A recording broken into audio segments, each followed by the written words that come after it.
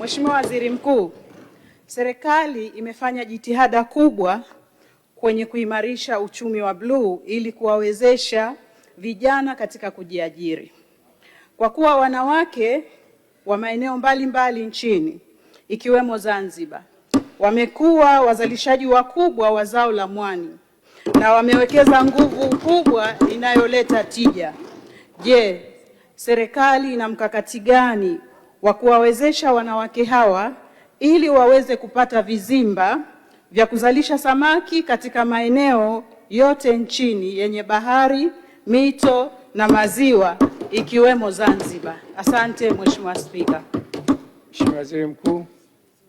Mheshimiwa Spika, na kushukuru.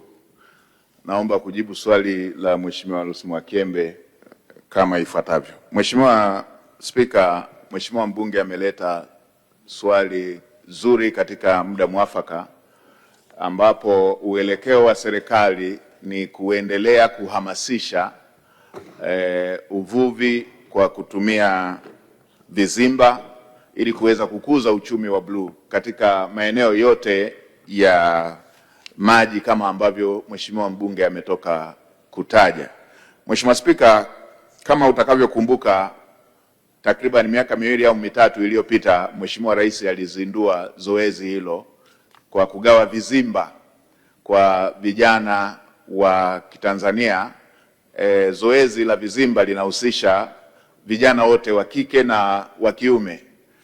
Kwa hiyo zoezi hilo lilihusisha pia wanawake kama ambavyo Mheshimiwa Mwakyembe amesema, na serikali itaendelea kuhamasisha uvuvi wa aina hiyo kwa kuwaunganisha wanawake na taasisi za kifedha ili waweze kupata mitaji ya kuweza kutekeleza vizimba hivyo.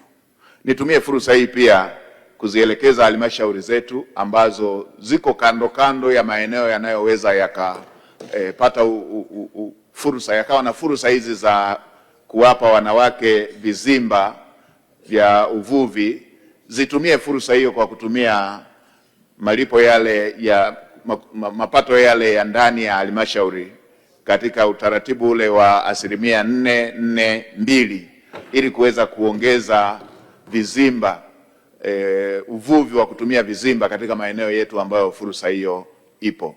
Mheshimiwa Spika, kwa upande wa bahari na maeneo mengine, zoezi hili linaendelea likiwa linafanyika kwa majaribio, lakini kwa kuwa umefanyika uwekezaji mkubwa sana wa bandari ya uvuvi katika ukanda wa